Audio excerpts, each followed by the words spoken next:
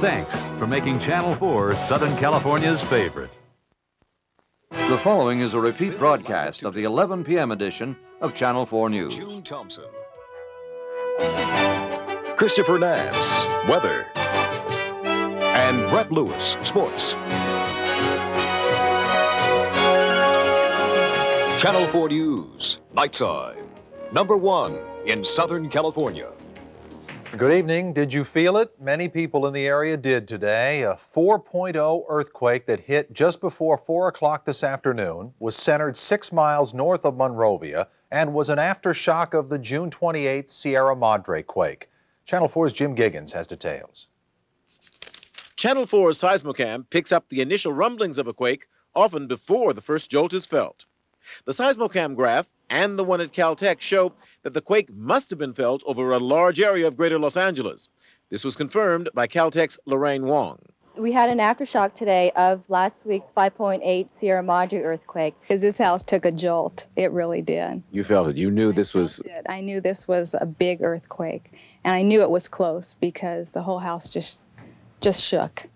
In addition to living in Monrovia, Paula Petrata is on L.A. Mayor Tom Bradley's emergency operations staff. We have minimal damage. This particular one today, we have not heard anything, and I would hear if we did. Nonetheless, a lot of people in the Sierra Madre Monrovia area are a bit jittery about being at the epicenter twice now. I'm terrified. Children are terrified, and we keep getting them so often. Yes, everybody's so scared. To calm increasing anxieties, Caltech has what it calls good news, which isn't all that comforting. This is part of a aftershock sequence from Sierra Madre, and it's very normal to get aftershocks from such a large event that we had last week. We'll probably be feeling more as the months, progress. Which is why a lot of longtime California residents, even in Monrovia, are taking it all in stride. I've been through every earthquake they've had in California since for the last 30 years. You're seasoned. I'm seasoned. I'm a veteran. Jim Giggins, Channel 4 News, Monrovia. Well, seasoned or not, earthquakes and aftershocks can still wear you down. Elizabeth Anderson reports that some Sierra Madre residents are staying put, but they say living on the epicenter is getting a little old. Are you getting a little tired of all this? Getting real tired of it. Robert Rickey is tired of watching his home slowly crack apart. It's moving from the north down to the south. And it's actually coming off its foundation? That's what it seems like. This last one scared me so bad. I went down to my mother's, and for a 30-year-old man to start crying on his mother's shoulder, that's pretty scary.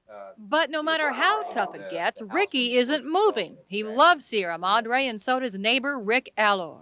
The quake damaged his home so badly, the city condemned it, and now he's living with his family in a donated camper. We were quite nervous after the last aftershock today. Now, where were you when this one hit?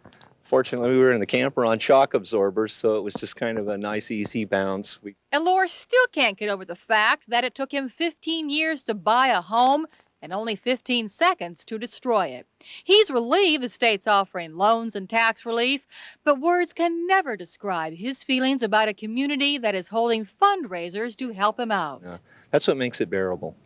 It's just the love that this community has shown us has just been fabulous. There is no way to predict an earthquake, but what you can predict about Sierra Madre anyway is that there is a real sense of community spirit. The people here say they're going to stay, they're going to rebuild, earthquakes or not. In Sierra Madre, Elizabeth Anderson, Channel 4 News. So 3 quakes in 8 days. It's no wonder survival kits are hot items. After last week, one company's survival kits are selling 10 times faster than before. The most unique thing is that it requires no batteries. In order to operate it, you just hand crank it, and about 3 minutes cranking gives you about 20 minutes playtime from the radio and 5 to 10 minutes on the headlight. Dozens of companies sell such kits, and Goldfeder says because we are such a reactionary society, the earth has to move before we realize what we need. Emergency workers always say if more people would learn about survival, they would be more prepared before the time comes. Interstate 5 is back in business following yesterday's 4.0 earthquake near Castaic. 3 out of 4 lanes of the northbound Golden State were closed after the shaker uprooted a piece of pavement about 5 inches from the road. So Caltrans resurfaced the stretch between Hungry Valley Road and Gorman Creek. All lanes were reopened by this morning.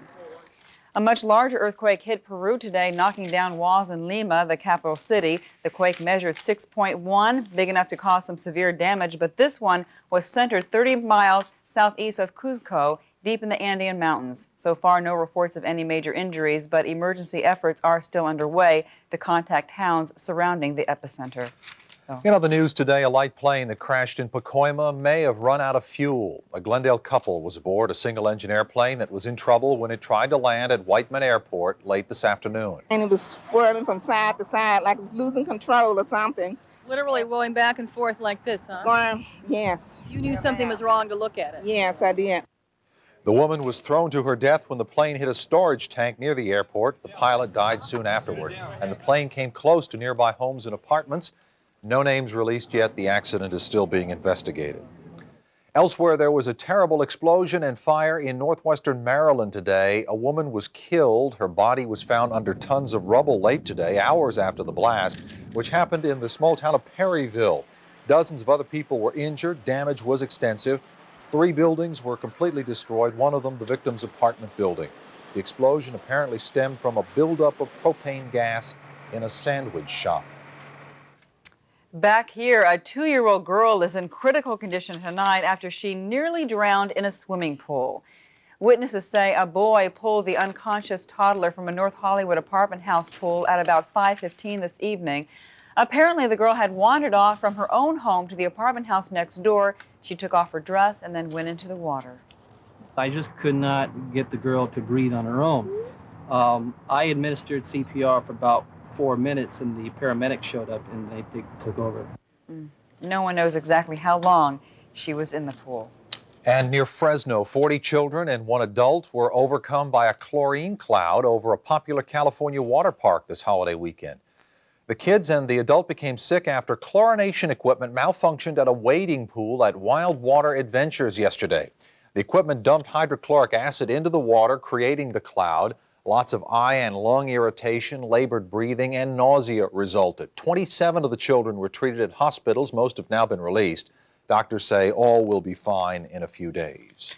A stray bullet hits a 4-year-old boy in one of LA's toughest neighborhoods. We'll have the details on that next. And a father and son reunited in Los Angeles after being separated by prison walls, the Iron Curtain, and a spy case. Next.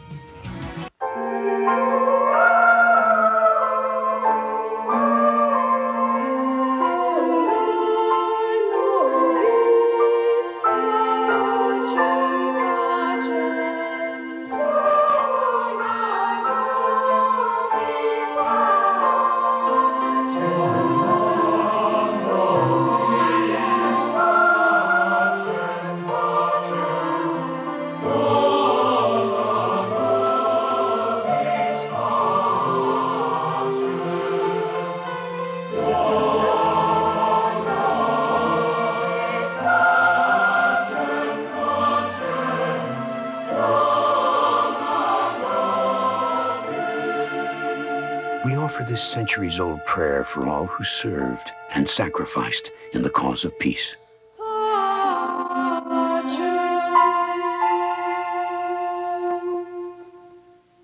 Here's coffee.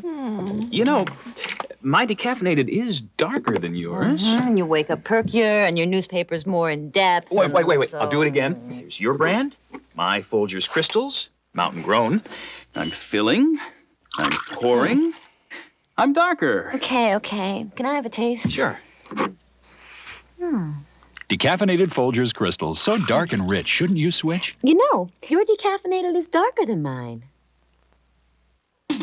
4 days only. It's Banner Carpet's annual 4th of July half-price sale. Save to half off on ceramic tile. Save to 50% on oak hardwood flooring and Armstrong Solarian no-wax vinyl. Plus up to half price on hundreds of carpets, including Monsanto's new traffic control fiber system designed to fight matting. An installation guaranteed by our certified installers at the lowest price in town. Banner Carpet's biggest ever 4th of July half-price sale ends Sunday 6 p.m. And remember, Banner, the floor covering store.